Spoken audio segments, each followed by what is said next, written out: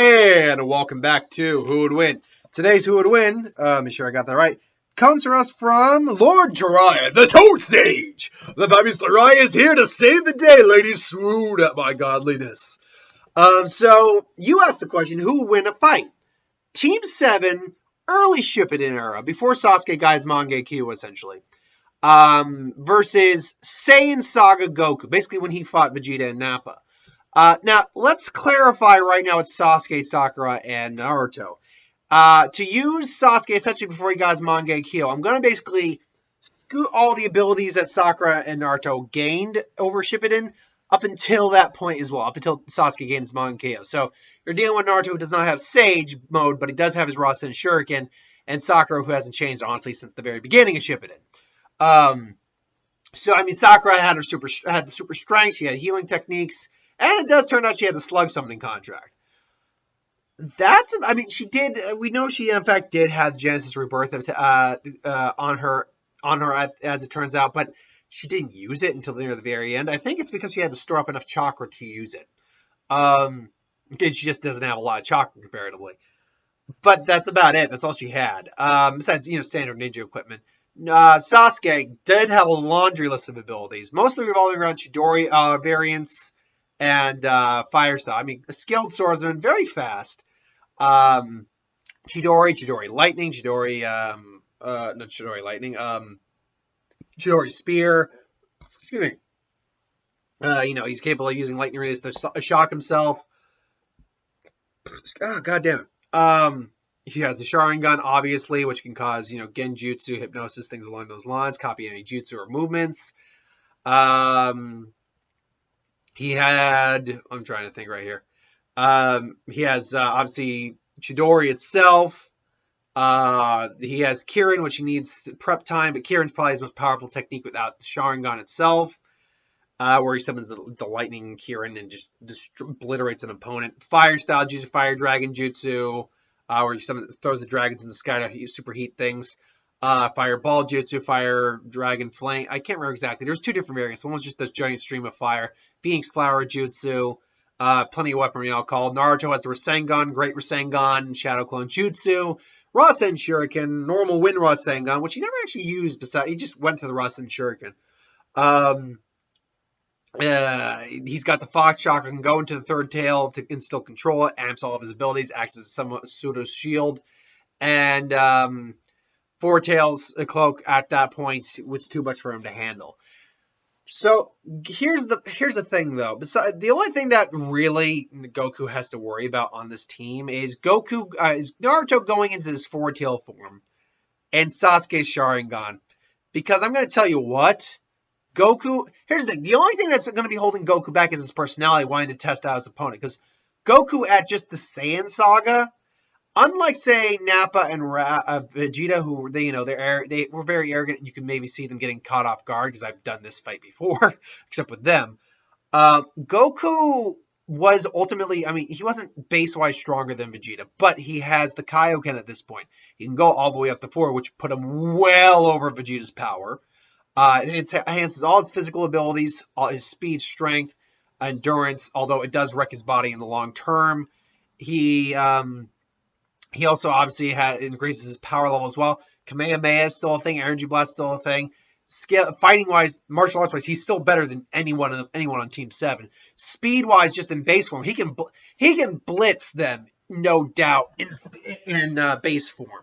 Because he can just disappear and just reappear like that. It's considered kind of a light speed-esque, but not exactly. There's no proof that they could actually move at the speed of light at that point, but it's pretty clear that when they had to, they could move that fast. Now, don't get me wrong. We've seen Sasuke and Naruto move that fast later in the series.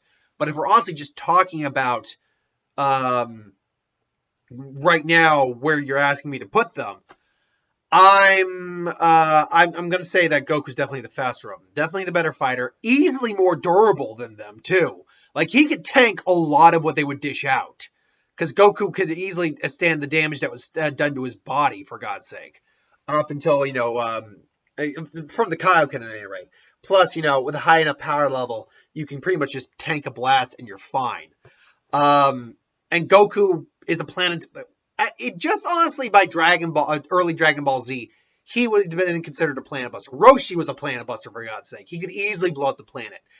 Now, Naruto and Sasuke, in theory, are planet busters. We've never seen them do anything that would really be considered planet busting. But according to data books, they are planetary level destruction. But Goku, like, for instance, Vegeta and Nappa, they could do that with their finger without any difficulty whatsoever. Goku can do that easy. He can blow up the planet easy if he wants to. His planet busting abilities are far quicker and more effective than Sasuke and Naruto's are. And they're not even planet busters at this point in the series, the version we're using. So if I were to break down how a fight between them would go, I mean, first up, Goku, they'd probably find Goku, who's curious why he's in another universe, basically. Then he's just say, oh, yeah, cool. So wait, you want to fight? All right, come on, bring it on. It's like, well, we're not really, and this is a hypothetical where their Team 7's still together, and they just have all their abilities at this point. So, Naruto throws some clones at him, but Goku just boom, boom, boom, nothing. Then, Sasuke would probably try some Chidori stuff. I would try Chidori, but ultimately, it wouldn't work. So Goku would just grab him. Might try to use the Sharingan, but here's the thing.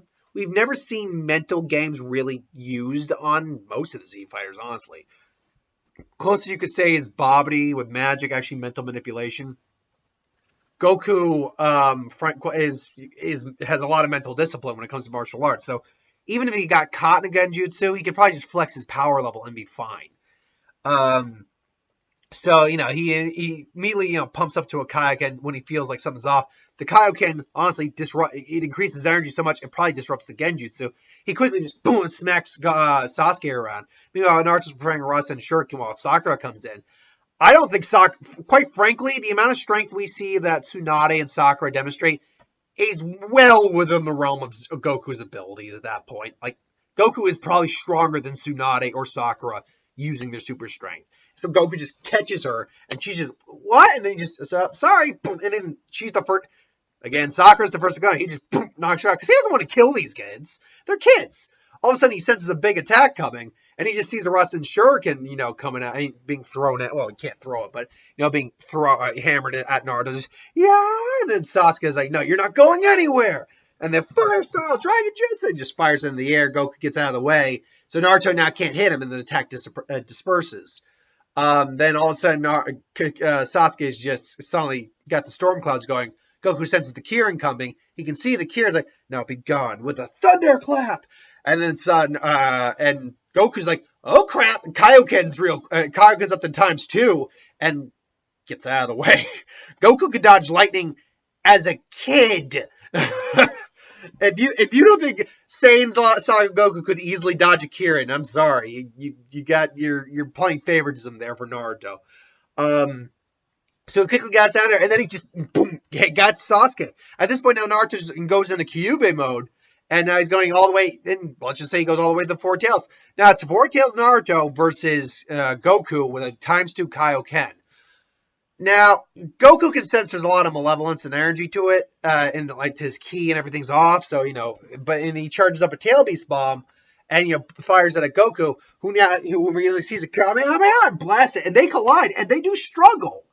But ultimately, it's still Goku's Kamehameha who overpowers it, blasts Kyuubi, who's still, Naruto can still, walk away from him, but he kind of snaps back together. Tries to swing. He tries to get a long distance swing at Goku. He just grabs it. The chakra is kind of corrosive. So Goku again powers the Kaioken even further. This time, right? It's like the oar's wrapped around, so he's generally fine. Blocks it, just pulls him in, and then finally just boom, smacks him down. The problem here is it's actually not Goku per se in terms of how strong he is. It's how weak comparatively the other 3 are. If this were the end of the series, like the original series, Final War arc, or Ninja War arc, Kaguya arc, Goku, Sakura, and Sasuke, we might be having a different situation here because they have a laundry list more of abilities at that point. Like Amaterasu alone would be something Goku would have a problem with. Let alone any sort of genjutsu that Sasuke could do. Not to mention Sharingan, Susanoo, Naruto going into full-on Kyuubi mode, all that.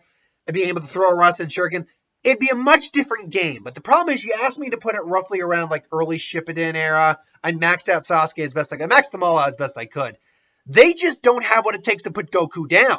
They don't have the skills. They don't have the physical abilities. They don't have the only one who could come the closest, I think, would be Sasuke.